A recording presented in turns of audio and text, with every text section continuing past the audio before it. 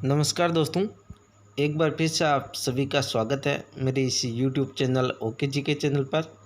तो दोस्तों, आज अपन पढ़ेंगे रीट लेवल 1 व रीट लेवल 2 से संबंधित शिक्षण शास्त्र एवं शिक्षण विधियों से संबंधित जितने भी महत्वपूर्ण प्रश्न हैं जो पहले के एग्जाम में पूछे गए हैं सेकंड ग्रेड यूपी टेट व रीट में, उन पर अपन विस्तार से चर्चा करेंगे ताकि आपको रीट के एग्ज़ाम में फ़ायदा मिल सके।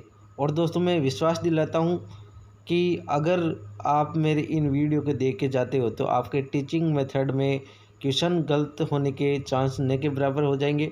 इससे पहले मैंने 3 वीडियो टीचिंग मेथड के डाले जिनमें जितने भी महत्वपूर्ण प्रश्न बनते हैं उन पर हमने चर्चा की है। तो अगर आपने वो वीडियो नहीं देखी है तो उन वीडियो को थोड़ा समय निकाल के ज़रूर देखें। आज अपना ये टीचिंग मेथड का लास्ट वीडियो होगा।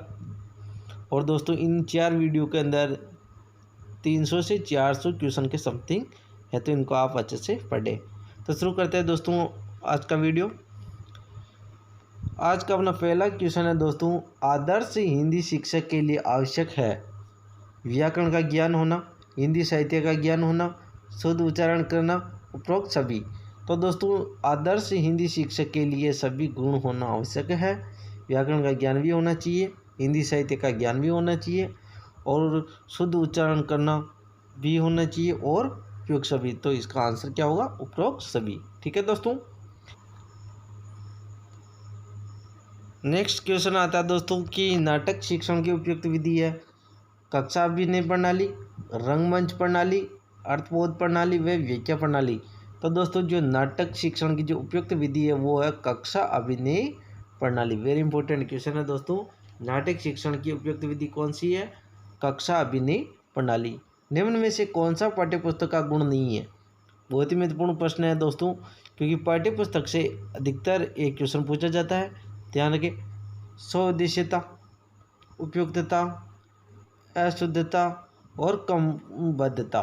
देखो क्या पूछा है, पाठ्यपुस्तक का गुण नहीं है। तो दोस्तों, अशुद्धता क्या होता है? पाठ्यपुस्तक का गुण नहीं होता, जबकि स्वदेशीयता, उपयुक्तता, क्रमबद्धता ये दोस्तों पाठ्यपुस्तक के गुण होते हैं, लेकिन अशुद्धता पाठ्यपुस्तक का गुण नहीं है। ठीक है, आंसर क्या होगा? अशुद्धता होगा। नेक्स्ट क्वेश्चन आता है, उच्च प्राथमिक स्तर पर कहानी व कविता पढ़ने के बाद में यह जरूरी है कि बच्चे प्रश्नों के लिखित उत्तर दे सके, उसे अपने शब्दों में दोहरा सके, विपरीत भाव की कहानियाँ कविता लिख सके, उन्हें अपने अनुभव संसार से जोड़ सके। तो दोस्तों, इसका सही आंसर होगा उन्हें अपने अनुभव संसार से जोड़ सके। ठीक है, क्वेश्चन क्या था कि उच्च प्राथमिक स्तर पर कहानी व कविता पढ़ने के बाद में यह जरूर है कि उन्हें अपने अनुभव संसार से जोड़ सके। ये इसका आंसर होगा। ठीक है दोस्तों, आगे चलते हैं।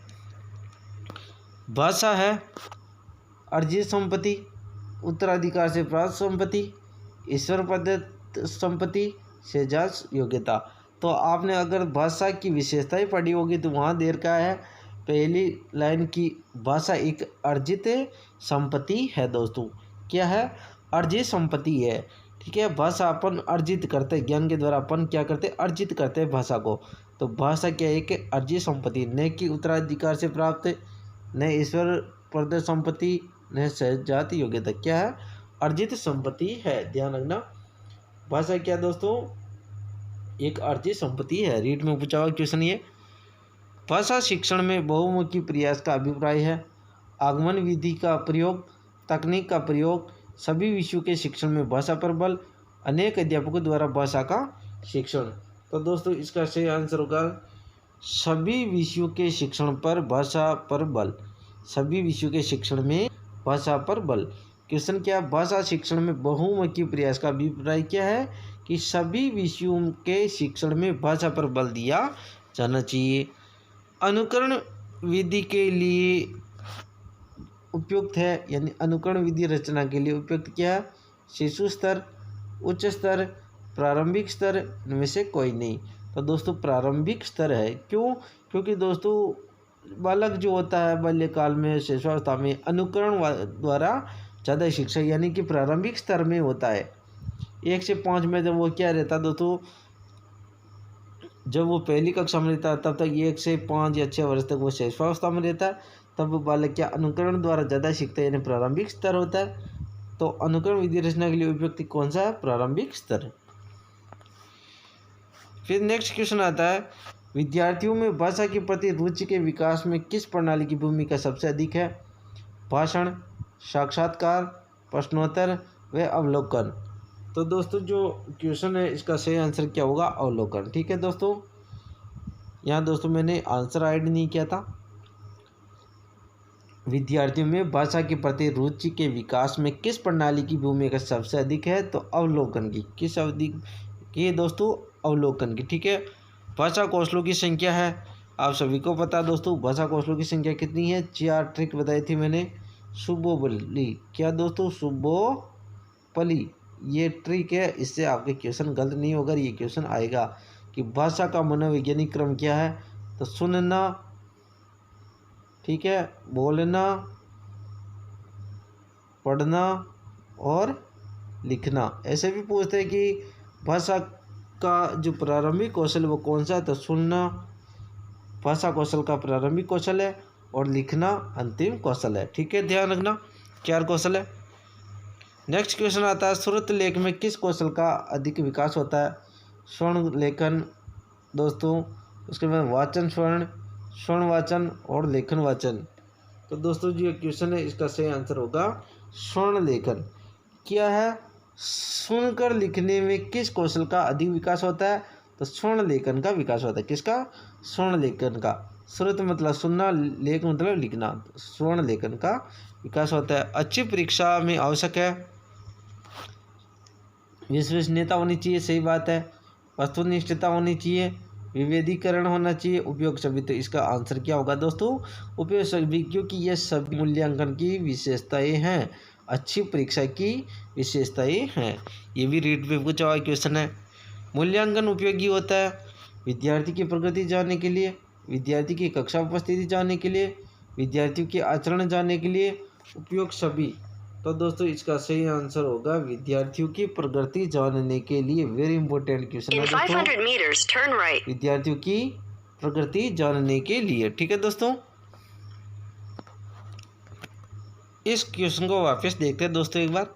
मूल्यांकन उपयोगी है विद्यार्थियों की प्रगति जानने के लिए, विद्यार्थी की कक्षा उपस्थिति जानने में, विद्यार्थियों के आचरण जानने में, उपयोग सभी। तो दोस्तों मूल्यांकन जो होता है वो विद्यार्थियों की प्रगति जानने के लिए होता है। ठीक है दोस्तों, ने की उपस्थिति जानने और ने आचरण जानने के लिए। किसके लिए होता है? विद्यार्थी की प्रगति की, विद्यार्थी ने शिक्षण में कितनी प्रगति की है, ठीक है, उसके शिक्षण में कितना सुधार हुआ है वो जानने के लिए मूल्यांकन किया जाता है। यदि कोई विद्यार्थी अशुद्ध लिखता है तो आप क्या उपचार करेंगे? निदानात्मक परीक्षण, उपचारात्मक शिक्षण, माँ बाप से शिकायत, उसे दंड देंगे। क्या क्वेश्चन, यदि कोई विद्यार्थी अशुद्ध लिखता है तो आप क्या करेंगे? तो दोस्तों इसका सही आंसर होगा उपचारात्मक शिक्षण। वेरी इंपॉर्टेंट क्वेश्चन है दोस्तों, उपचारात्मक शिक्षण करेंगे। रीड में पूछा हुआ क्वेश्चन है, यदि कोई विद्यार्थी अशुद्ध लिखता है तो क्या करेंगे? उपचारात्मक शिक्षण करेंगे। भाषा शिक्षण की श्रुत लेखन अभ्यास विधि का प्रमुख उद्देश्य क्या है?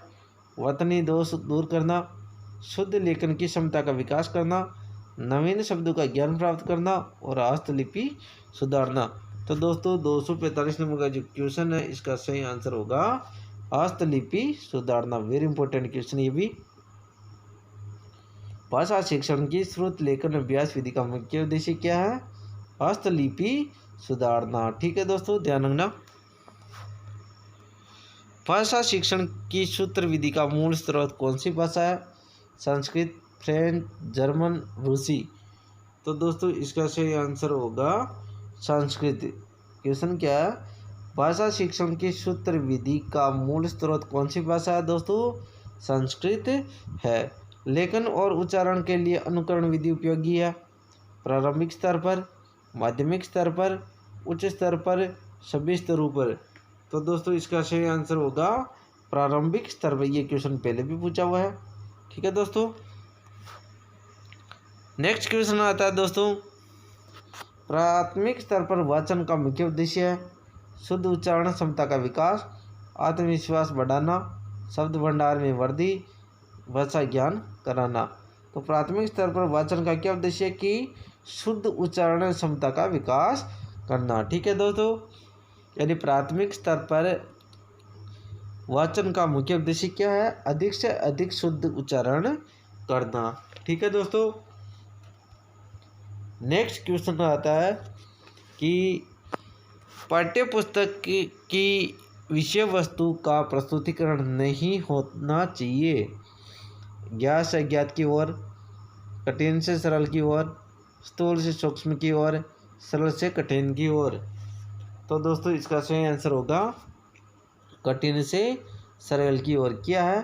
पाठ्य पुस्तक की विषय वस्तु कैसी नहीं होनी चाहिए? कठिन से सरल की ओर नहीं होनी चाहिए। ठीक है, ये भी रीट में पूछा हुआ क्वेश्चन है। भाषा प्रयोगशाला में नहीं होता है mobile phone, microphone, tape recorder, video recorder. तो दोस्तों इसका सही आंसर होगा मोबाइल फ़ोन। क्या? भाषा प्रयोगशाला में नहीं होता है प्रयोग। क्या नहीं होता है? तो फ़ोन नहीं होता, मोबाइल फ़ोन इसमें प्रयोग नहीं होता, जबकि टेप रिकॉर्डर होता है, माइक्रोफोन होता है और वीडियो रिकॉर्डिंग होती है। ठीक है, उच्चारण कौशल की परीक्षा किससे ली जा सकती है? लिखित परीक्षा से, मौखिक परीक्षा से, निबंधात्मक परीक्षा से, वस्तुनिष्ठ परीक्षा से। तो दोस्तों इसका सही आंसर होगा मौखिक परीक्षा। क्या होगा? मौखिक परीक्षा। ठीक है दोस्तों, उच्चारण कौशल की परीक्षा किससे ली जा सकती है? मौखिक परीक्षा। उच्चारण कौशल यानी जो ध्वनि कौशल होता है, परीक्षा किससे ली जाती है दोस्तों? मौखिक परीक्षा के द्वारा। यानी कि मौखिक परीक्षा लेंगे तो उसमें उच्चारण यानी कि बोलने की क्षमता का विकास होगा, यानी कि उच्चारण कौशल का विकास होगा। कैसे होगा? मौखिक परीक्षा से, क्योंकि मौखिक में बोलना पड़ता है। कौन सा कथन सही नहीं है? वस्तुनिष्ठ प्रश्नों द्वारा स्मृति की प्रयोग की जा सकती है। वस्तुनिष्ठ प्रश्नों से मूल्यांकन पक्षपात रहित होता है। वस्तुनिष्ठ प्रश्न से भाषा विषय कमजोरियाँ जाना जा सकती है। वस्तुनिष्ठ प्रश्नों का निर्माण समय साध्य होता है। तो दोस्तों इसका सही आंसर होगा 3 और 4। कौन सा? 3 और 4। ठीक है दोस्तों, ध्यान रखना 3 और 4। यह क्या कह रहा? कौन सा कथन सही नहीं है? तो दोस्तों वस्तुनिष्ठ प्रश्नों से भाषा विषय कमजोरियाँ जानी जा सकती है, तो यह नहीं जानी जा सकती है। वस्तुनिष्ठ प्रश्नों का निर्माण समय साध्य होता नहीं होता है, जबकि ये दोनों कथन सत्य है। इसमें एक तो मूल्यांकन पक्षपात रहित होता है, यानी पक्षपात नहीं किया जा सकता। वस्तुनिष्ठ प्रश्नों द्वारा स्मृति की प्रयोग की जा सकती है। ठीक है, यानी कि अपन क्वेश्चन पूछते हैं वस्तुनिष्ठ, तो उससे क्या उसको कितना याद है उसका पता चलता है। उपचारात्मक शिक्षण में नहीं होना चाहिए उत्साहवर्धन, अभ्यास, सहानुभूति, उपहास। तो उपचारात्मक शिक्षण में नहीं होना चाहिए। क्या नहीं होना चाहिए? उपहास नहीं होना चाहिए। सामान्य से विशिष्ट का सिद्धांत निम्न में से किसमें प्रयोग होता है? आगमन विधि में, निगमन विधि में, संश्लेषण विधि में, विश्लेषण विधि में। तो दोस्तों जो इसका सही आंसर होगा वो होगा निगमन विधि में। किसमें? निगमन विधि में सामान्य से विशिष्ट सिद्धांत का प्रयोग होता है। किसमें? निगमन विधि में सामान्य से विशिष्ट का सिद्धांत का प्रयोग किया जाता है। ठीक है दोस्तों, ये भी रीट में पूछा हुआ क्वेश्चन है। मूल्यांकन का मुख्य उद्देश्य अनुशासन बनाए रखना, केवल परीक्षा करवाना, केवल प्रश्न पत्र बनवाना, अधिगमकर्ता की उपलब्धि जानना एवं सुधार करना। तो सबसे पॉजिटिव यही है, अधिगमकर्ता की उपलब्धि जानना और सुधार लाना, यह मूल्यांकन का उद्देश्य है। ठीक है, आगे चलते हैं। निम्न में से कौन सा कथन सही है? श्रव्य दृश्य सामग्री छात्रों के लिए उपयोगी है। चार्ट एवं ग्राफ श्रव्य दृश्य सामग्री है। चार्ट का प्रयोग केवल सामाजिक विज्ञान में किया जाता है। शिक्षण में कुशलता के लिए श्रव्य दृश्य सामग्री महत्वपूर्ण नहीं है। तो इसका सही आंसर होगा 1। श्रव्य दृश्य सामग्री छात्रों के लिए उपयोगी है, यह सही है। रीड में पूछे हुए क्वेश्चन ये सब दोस्तों। परीक्षण की वास्तविक रचना से पूर्व उसकी प्रारंभिक जांच कर लेनी चाहिए, इसे प्रारंभिक जांच को कहते हैं। परीक्षण की योजना बनाना, परीक्षण की तैयारी, पायलट स्टडी, अंतिम प्रारूप। तो दोस्तों इसका सही आंसर होगा pilot study. Very important question है। परीक्षण की वास्तविक रचना से पूर्व उसकी प्रारंभिक जांच कर लेनी चाहिए, इसे क्या कहते हैं? पायलट स्टडी कहते हैं। अधिगम की संपूर्णता होती है इकाई योजना में, दैनिक पाठ्य योजना में, मासिक योजना में, वार्षिक योजना में। तो दोस्तों इसका सही आंसर होगा इकाई योजना में। क्या दोस्तों? इकाई योजना में दोस्तों अधिगम की संपूर्णता होती। वेरी इंपॉर्टेंट क्वेश्चन है दोस्तों। अधिगम की संपूर्णता किस में होती है? इकाई योजना में होती है। लेखन कला का विकास होता है देखने से, सुनने से, अनुकरण से, अभ्यास से। तो दोस्तों इसका सही आंसर होगा दोस्तों अभ्यास करने से लेखन कला का विकास होता है। रीड में पूछा हुआ क्वेश्चन है दोस्तों, ध्यान रखना। लेखन कला का विकास किससे होता है? अभ्यास से। क्योंकि अगर अपन अधिक से अधिक लिख लिख के अगर अभ्यास करेंगे तो दोस्तों उससे क्या होगा? अपनी लेखन कला में सुधार होगा, लिखावट में सुधार होगा। तो अभ्यास के द्वारा लिखावट में सुधार होता है। इसीलिए तो साइंस मैथ के बच्चों की जो हैंड राइटिंग है वो अच्छी आती है। क्यों? क्योंकि वो अधिक से अधिक अभ्यास करते हैं। हिंदी शिक्षण में उपलब्धि की जांच की जा सकती है उपलब्धि परीक्षण से, बुद्धि परीक्षण से, वस्तुनिष्ठ प्रश्नों से, मौखिक परीक्षा से। तो दोस्तों इसका सही आंसर होगा उपलब्धि परीक्षण से। हिंदी शिक्षण में उपलब्धि की जांच किससे की जाती है? उपलब्धि परीक्षण से किए जाती है। कंफ्यूज नहीं होना है।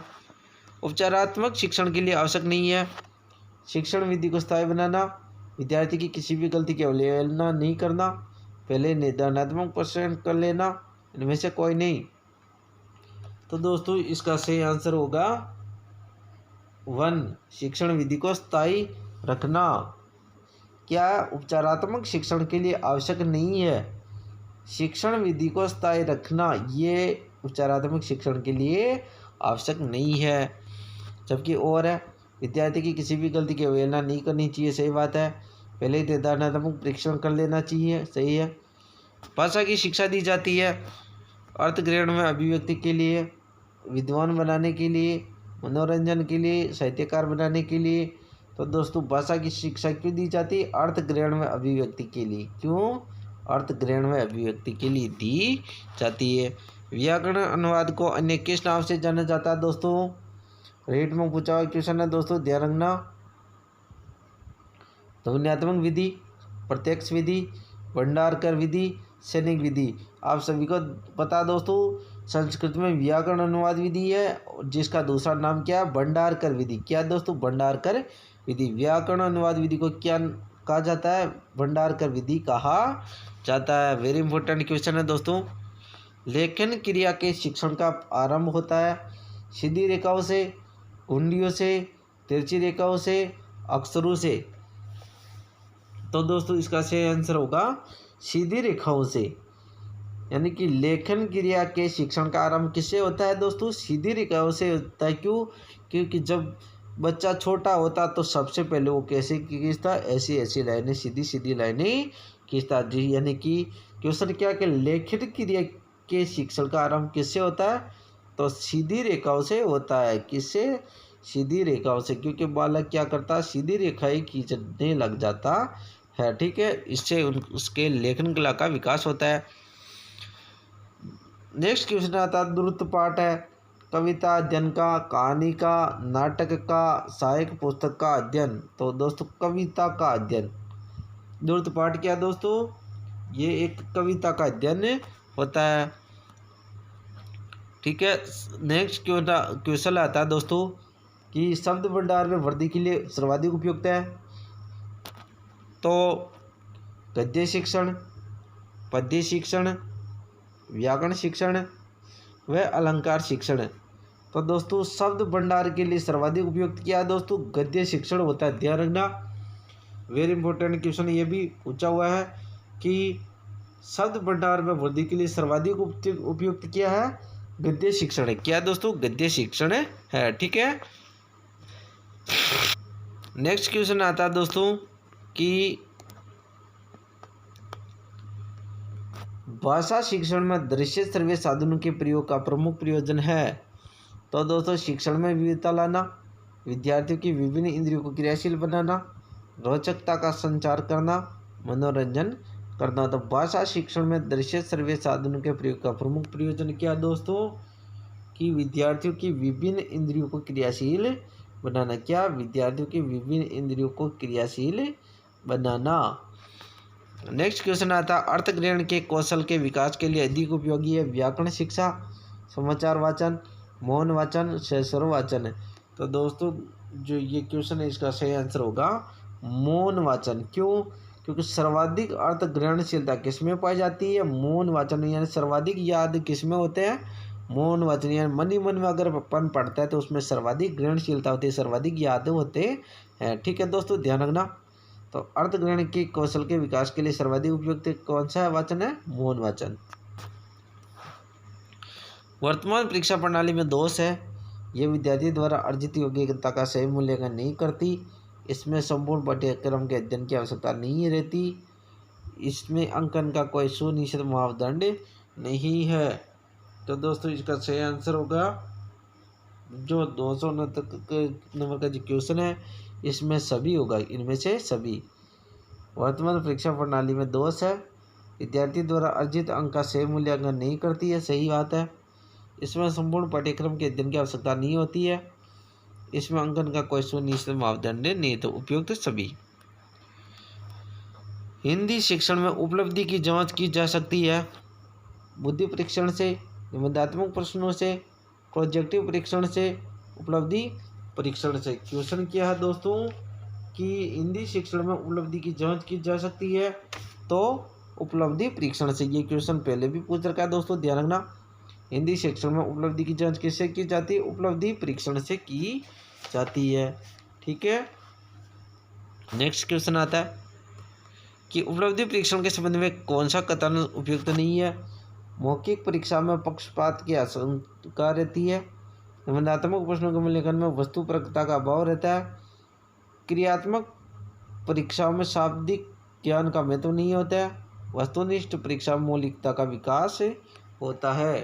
तो दोस्तों 71 नंबर का जो क्वेश्चन सही आंसर होगा दोस्तों परीक्षा में मौलिकता का विकास होता है। उपलब्धि परीक्षण के संबंध में कौन सा कथन उपयुक्त नहीं है कि वस्तुनिष्ठ परीक्षा में मौलिकता का विकास होता, तो ये सही नहीं है। द्वितीय भाषा शिक्षण की तुलनात्मक विधि है सिद्धांत प्रणाली, व्यतिरेक विधि, व्यास प्रणाली, तुलना विधि। तो दोस्तों इसका सही आंसर होगा व्यतिरेक प्रणाली। ये रीट में पूछा हुआ क्वेश्चन है कि द्वितीय भाषा शिक्षण की तुलनात्मक विधि कौन सी है? तो दोस्तों वह व्यतिरेक। कौन सी? व्यतिरेक। ध्यान रखना, द्वितीय भाषा शिक्षण की तुलनात्मक विधि कौन सी? व्यतिरेक। मौन वाचन का प्रकार है संवेद वाचन, द्रुत वाचन, व्यक्तिक वाचन, अनुकरण वाचन। आप सभी को पता दोस्तों कि मौन वाचन का प्रकार है द्रुत वाचन। कौन सा? द्रुत वाचन दोस्तों मौन वाचन का प्रकार है, ध्यान रखना। ठीक है दोस्तों, आगे चलते हैं। उसके बाद में आता है दोस्तों किसका संबंध बोलने के कौशल के विकास से नहीं है? तो जो दोस्तों आता है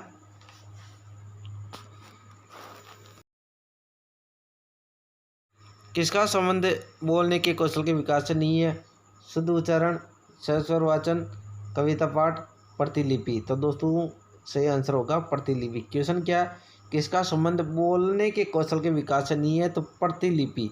जबकि स्वर में बोला जाता है, शुद्ध उच्चारण में बोला जाता है, कविता पाठ में बोला जाता है, लेकिन प्रतिलिपि में नहीं बोला जाता है। ठीक है, आगे चलते हैं। भाषा कौशलों में सबसे पहले किस कौशल का विकास करना चाहिए?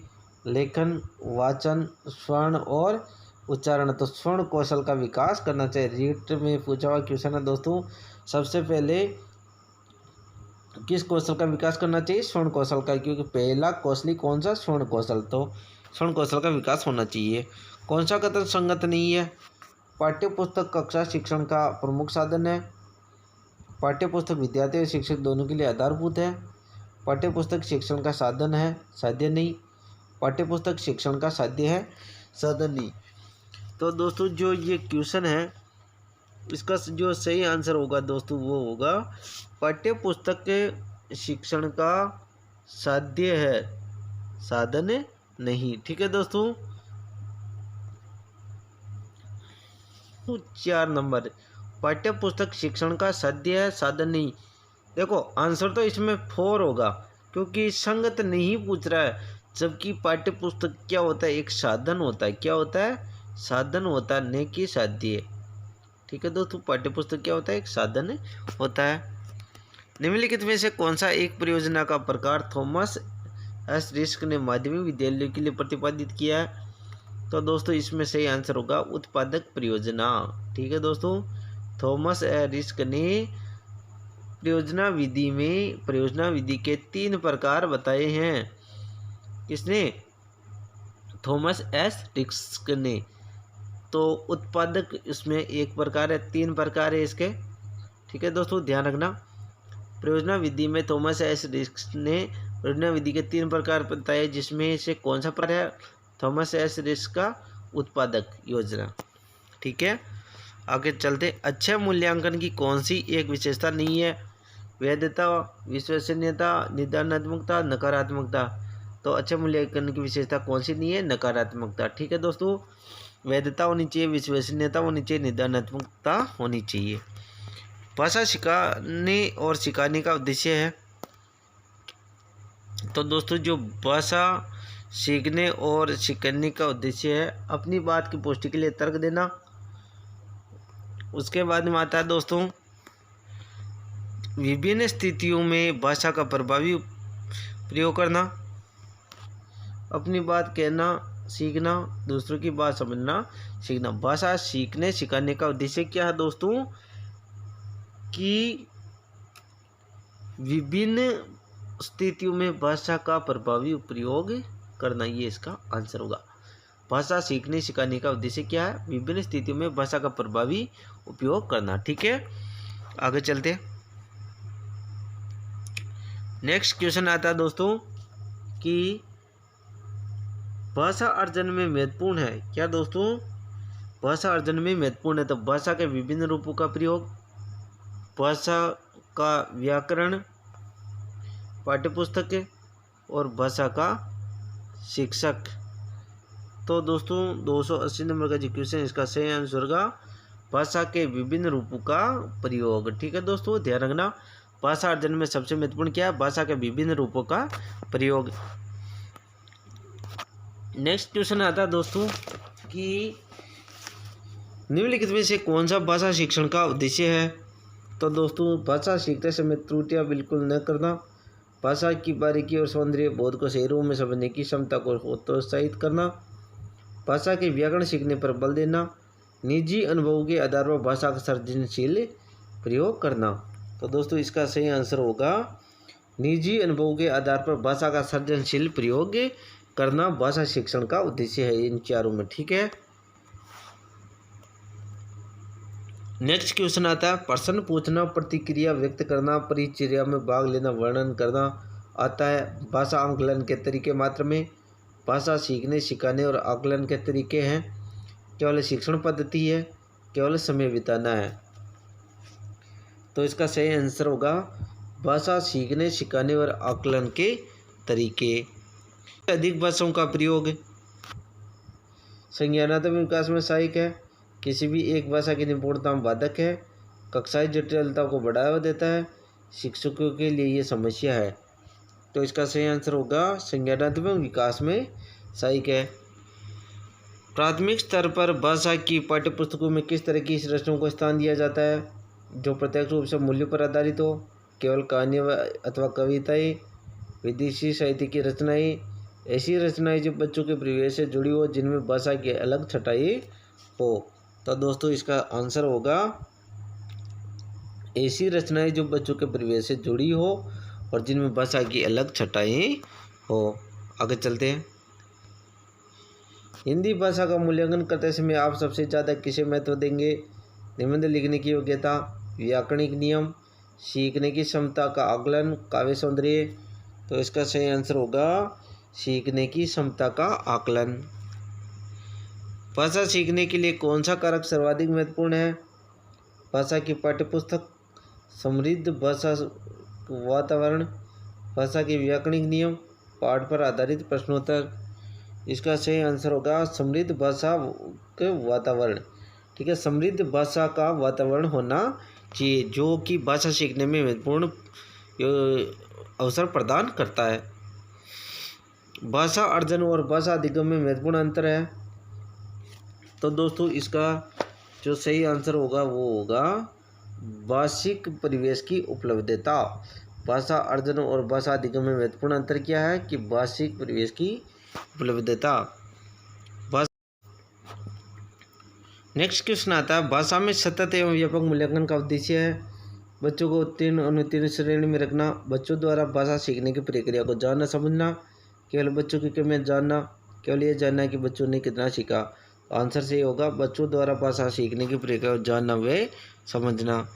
भाषा की पाठ्यपुस्तक में ऐसे पाठ रखे जाए जो सरल भाषा में प्रयुक्त हो, बच्चों के परिवेश से जुड़े हो, केवल व्याकरण नियमों का अभ्यास कराते हो, अत्यंत छोटे हो। सही आंसर क्या होगा? बच्चों के परिवेश से जुड़े होने चाहिए।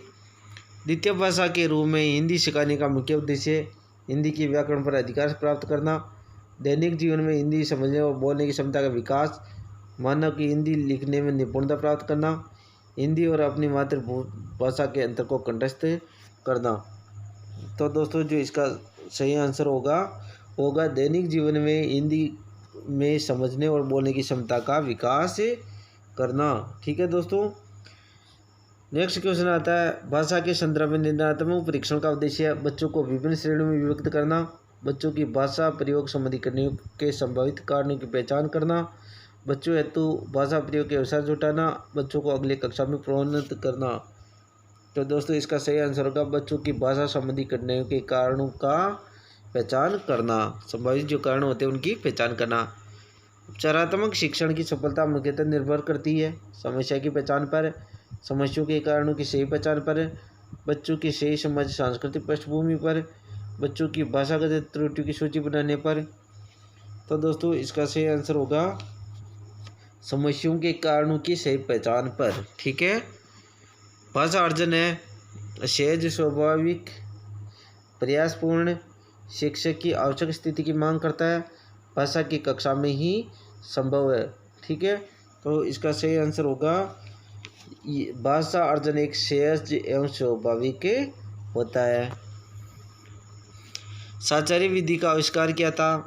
तो दोस्तों अरबर्ट ने, मोंटेसरी ने, रायबर्न ने, अंटर ने। तो साचार्य विधि का जो किसने किया था दोस्तों? ध्यान रखना, साचार्य विधि का आविष्कार किसने किया था? मोंटेसरी ने किया था। किसने किया था? मोंटेसरी ने किया था। ध्यान रखना, साचार्य विधि के जनक कौन है दोस्तों? मोंटेसरी। ठीक है,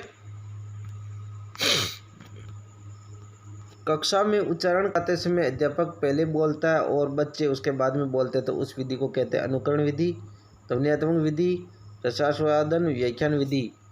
तो दोस्तों इसका सही आंसर होगा अनुकरण विधि, अनुकरण विधि में। ठीक है, कक्षा में उच्चारण करते समय अध्यापक पहले बोलता है फिर बच्चे बाद में बोलते हैं, तो उसे क्या बोलते हैं? अनुकरण विधि बोलते हैं।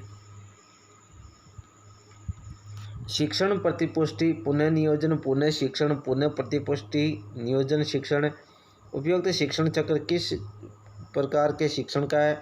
समूह शिक्षण, व्यवसायिक शिक्षण, द्रुत शिक्षण, सूक्ष्म शिक्षण। तो दोस्तों इसका सही आंसर होगा सूक्ष्म शिक्षण, यानी माइक्रो टीचिंग में ये होता है। शिक्षण प्रतिपुष्टि, पुनः नियोजन, पुनः शिक्षण, पुनः प्रतिपुष्टि और नियोजन और शिक्षण, ये माइक्रो टीचिंग में होता है। नेक्स्ट क्वेश्चन आता है, विद्यार्थी गण अक्षर विन्यास वर्तनी की अशुद्धियाँ न करे इसके लिए आवश्यक है काव्य का रसास्वादन, कहानी लिखना, श्रुत लेखन का अभ्यास, सामूहिक वाचन। तो दोस्तों इसका सही आंसर होगा श्रुत लेखन का अभ्यास। ठीक है, श्रुत लेखन की विशेषताएं हैं प्राथमिक स्तर पर उपयोगी, सुनकर शुद्ध सुंदर, उचित गति से लिखना, अनुलेखन गति के साथ लिखना, प्रतिलिपि या अनुलिपि के उपरांत श्रुत लेखन लिखना, हाथ कान मस्तिष्क का संतुलन, वर्तनी के दोषों को दूर करना। बालक की प्रकृति के अनुकूल विचार विनिमय का श्रेष्ठतम साधन है मातृभाषा, राजभाषा, विदेशी भाषा, संस्कृत भाषा। तो दोस्तों इसका सही आंसर होगा मातृभाषा। ठीक है दोस्तों। निगमन प्रणाली का तात्पर्य है पहले उदाहरण देना फिर निष्कर्ष निकालना, अनेक उदाहरण प्रस्तुत करना, पहले कई नियमों को प्रस्तुत करना, पहले नियमों को बताना फिर उसकी व्याख्या करना। तो दोस्तों इसका सही आंसर होगा पहले नियमों को बताना फिर उसकी व्याख्या करना। अक्षर कार्डों के द्वारा शब्द बताना, शब्द के युज्य अक्षर पूर्ति आदि करना को कहते हैं अक्षर चक्र विधि, फ्लैश कार्ड विधि, टेप रिकॉर्डर विधि, उच्चारण विधि। तो दोस्तों इसका सही आंसर होगा फ्लैश कार्ड विधि। कौन सी विधि? फ्लैश कार्ड विधि। ठीक है दोस्तों, आगे चलते हैं। वाचिक अभिनय द्वारा शिक्षण का तात्पर्य है अध्यापक द्वारा नाटक का वाचन, कई विद्यार्थियों द्वारा विभिन्न पात्रों के संवाद बोलना, एक छात्र द्वारा नाटक का वाचन करना, अध्यापक द्वारा नाटक का अभिनय करना। तो दोस्तों इसका सही आंसर होगा कई विद्यार्थी द्वारा विभिन्न पात्रों के संवाद बोलना। नेक्स्ट क्वेश्चन आता है कि अभिक्रमित अनुदेशन का कौन सा अनिवार्य सिद्धांत है। वेरी इंपॉर्टेंट क्वेश्चन है और रट लेना इसे। स्वगति का सिद्धांत, छोटे पदों का सिद्धांत, बाह्य अनुक्रिया का सिद्धांत, उपरात्मक शिक्षण का सिद्धांत है। तो दोस्तों अभिक्रमित अनुदेशन का कौन सा अनिवार्य सिद्धांत है? छोटे पदों का सिद्धांत, ये अनिवार्य सिद्धांत है। भारत में उद्भव 1963 में हुआ था। मुख्य सिद्धांत है छोटे छोटे पदों का सिद्धांत, पुनर्बुलन का सिद्धांत, स्वगति का सिद्धांत, सक्रियता का सिद्धांत। फिर उसके प्रकार की बात करें तो रेखीय शैली अभिक्रम भी केंद्र ने दिया था 1954 में। क्रिया प्रसूत अनुबंधन सिद्धांत साइकी अतिरिक्त अभिक्रमित नॉर्मन एंड क्राउडर का है। मैथेटिक अवरोही शैली क्रम अभिक्रम थॉमस एस गिलबर्ट का 1972 में दिया। बर्नियर प्रोग्रामिंग रेखीय प्लस साइकी और CI कंप्यूटर से अनुदेशन अभिक्रम लॉरेंस एम स्टालूरो। ठीक है, इससे एक क्वेश्चन आएगा तेरंगना। दूरदर्शन प्रणाली का सबसे बड़ा दोष यह है कि विद्यार्थी शिक्षक के संवाद नहीं कर पाता है। सबके पास टीवी नहीं होता है। हमारे देश में बिजली की कमी है।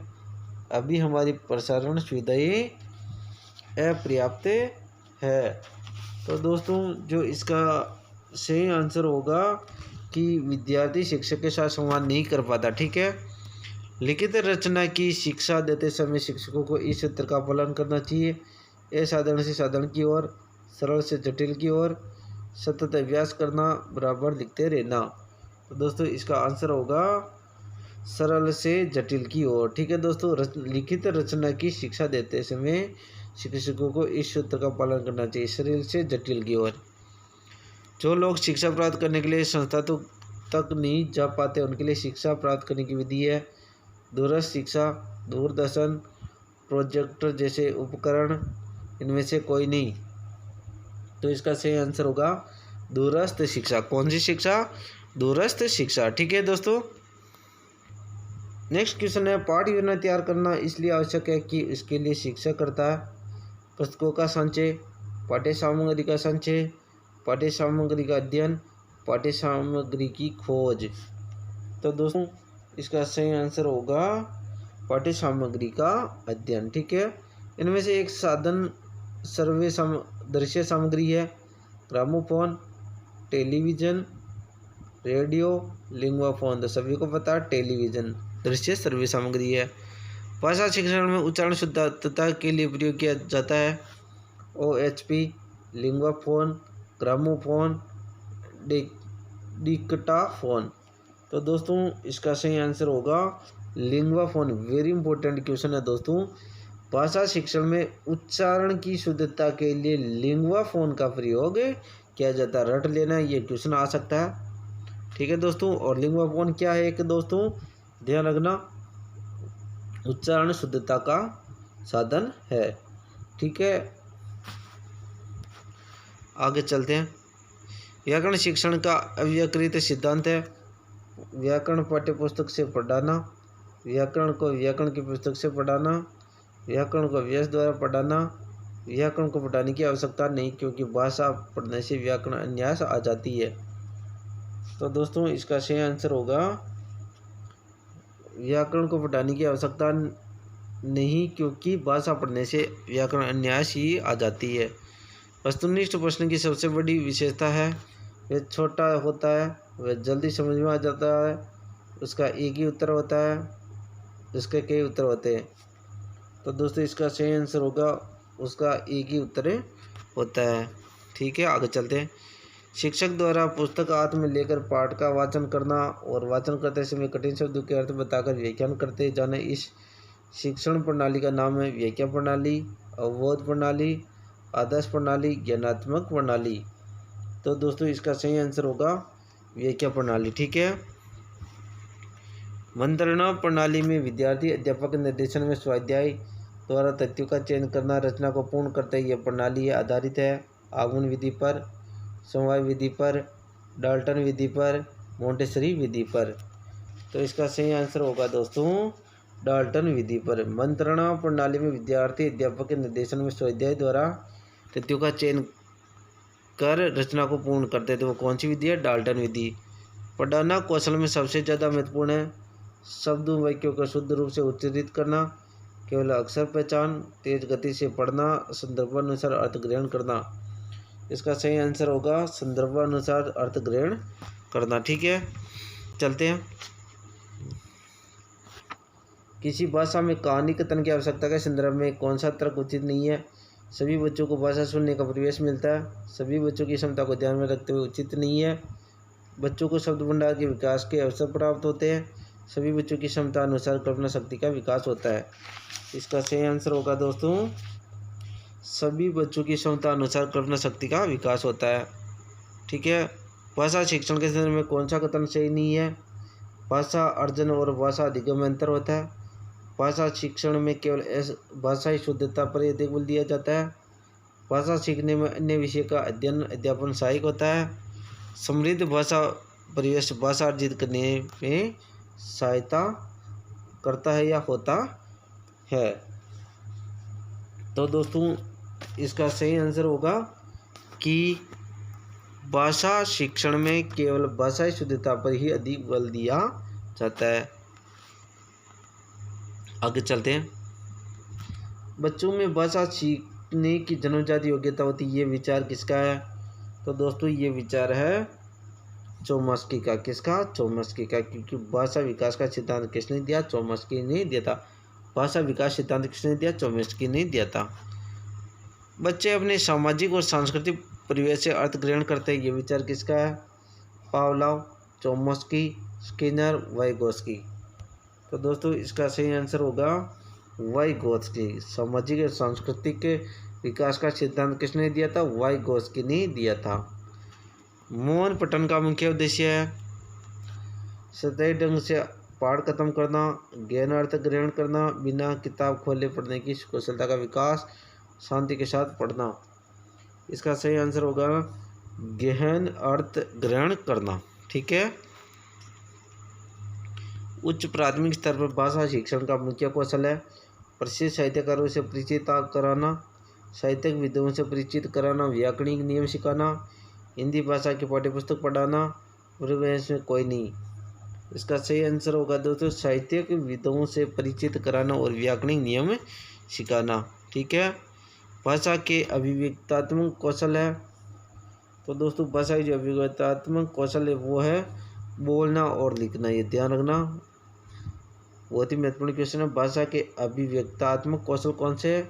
बोलना और लिखना, फर्स्ट और फोर। ठीक है। उपचारात्मक शिक्षण की सफलता निर्भर करती है समस्या के कारणों की सही पहचान पर, उपचारात्मक शिक्षण की सामग्री पर, भाषाई नियमों के ज्ञान पर, समय व अवधि पर। तो दोस्तों समस्या के कारणों की सही पहचान पर। ठीक है।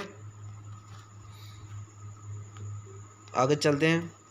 भाषा कौशलों के संदर्भ में कौन सा कथन उचित है? भाषा के चारों कौशलों पर परस्पर अंतर संबंधित है, भाषा कौशलों के विकास में अभ्यास की अपेक्षा भाषिक नियमों का ज्ञान जरूरी है, विद्यालय में केवल पढ़ना लिखना कौशलों पर ही बल देना चाहिए, बच्चे केवल सुनना, बोलना, पढ़ना, लिखना कौशल क्रम से ही सीखते हैं। तो इसका जो सही आंसर होगा दोस्तों वो होगा भाषा के चारों कौशल परस्पर अंतर संबंधित होते हैं। सही बात है। नेक्स्ट क्वेश्चन आता है दोस्तों कि सूक्ष्म शिक्षण तकनीक के अंतर्गत पुनर्नियोजन का समय होता है। वेरी इंपॉर्टेंट क्वेश्चन है दोस्तों कि सूक्ष्म शिक्षण तकनीक के अंतर्गत पुनर्नियोजन का समय कितना होता है। तो दोस्तों ये होता है 5 से 10 मिनट। कितना? 5 से 10 मिनट होता है। ठीक है। भाषा शिक्षण में विशिष्ट उद्देश्य का ज्ञान कराने में सम्मिलित नहीं है। भाषा तत्वों का ज्ञान कराना, विषय वस्तु का ज्ञान कराना, साहित्य के इतिहास का ज्ञान कराना, निष्कर्ष निकालने की तकनीक का ज्ञान कराना। तो दोस्तों इसका सही आंसर होगा साहित्य के इतिहास का ज्ञान कराना। ठीक है दोस्तों। क्वेश्चन आता है दोस्तों कि भारतीय पाठ्य योजना जो रॉबर्ट उपागम पर आधारित है उन पर प्रभाव है ब्रिटिश उपागम का, जर्मन उपागम का, फ्रांसीसी उपागम का, इनमें से कोई नहीं। तो दोस्तों इसका सही आंसर होगा ब्रिटिश उपागम का। ठीक है।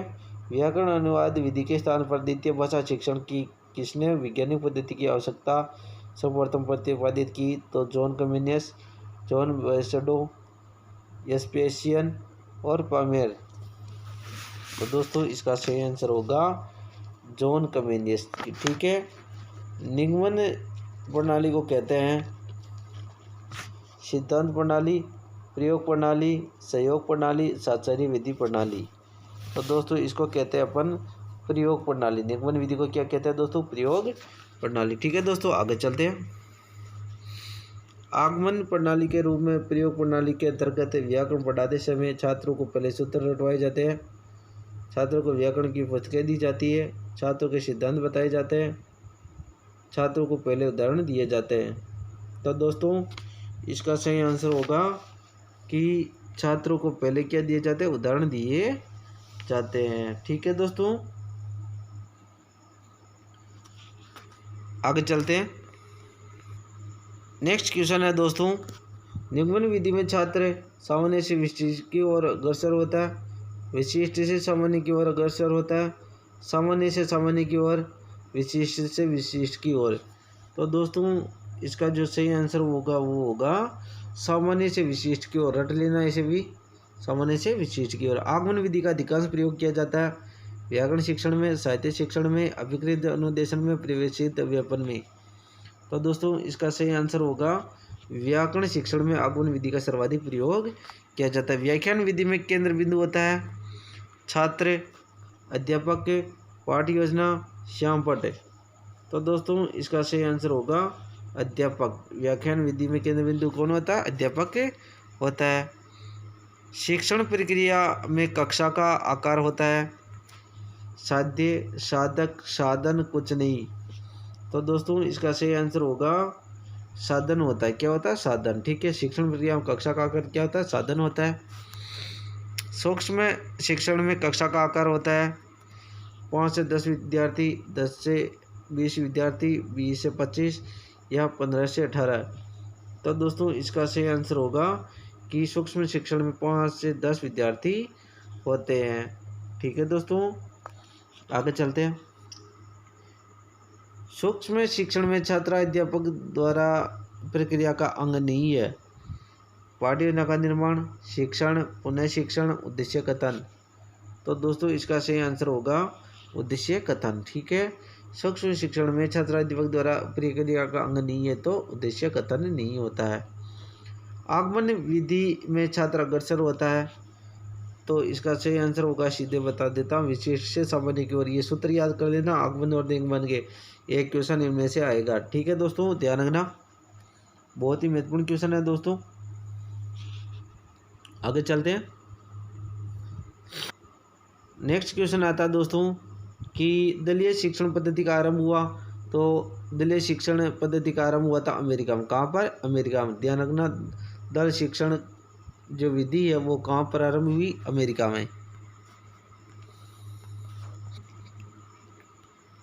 अब जो क्वेश्चन है दोस्तों, भारत में सर्वप्रथम अभिक्रमित अनुदेशन विधि के प्रयोग का आरंभ हुआ था 1963, 1968, 1965, 1960। तो दोस्तों इसका सही आंसर होगा 1963। 1963 में सर्वप्रथम अभिक्रमित अनुदेशन विधि का आगमन हुआ था। निम्नलिखित में से भाषा प्रयोगशाला का अनुभाग नहीं है, ये पूछा हुआ क्वेश्चन, रेट में क्वेश्चन।